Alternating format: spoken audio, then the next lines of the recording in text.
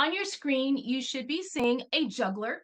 And I thought this graphic was very appropriate for all of the juggling that teachers do.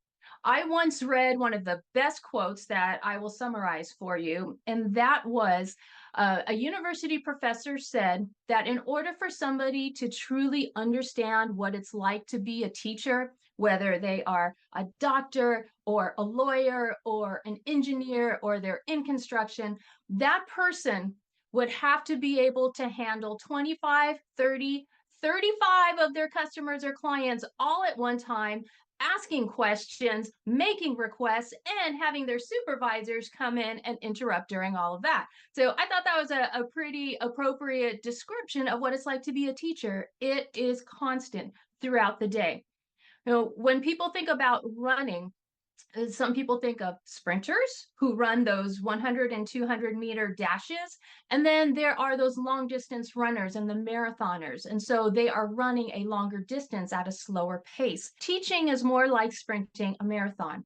Once that first day of school starts and that first bell rings, it's sprinting a marathon until the last day of school. So we can't change the length of the marathon, but can we change how quickly we're sprinting or not sprinting that marathon and see where we can save time along the way? Throughout our session today, I will be emphasizing the fact that time management is all about mind management because it is your brain that decides how you use your time throughout the day. So, yes, calendars are important. Yes, to-do lists are important, but in the end, it's the decision making about your time. It's more than just having this magical app that's going to help. It's understanding how to make a decision about your time when you have 5 things going on at the same time.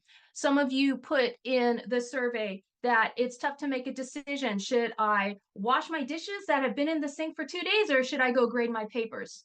And should I answer this email right now, or should I look up at the administrator who's just walked in, or answer this phone call that's coming in from a parent? What do I do? And sometimes, even when you have a quiet moment, this was also shared in the survey that I will sit at my desk for 5 or 7 minutes staring at my email inbox, trying to decide what I should do next during my planning period.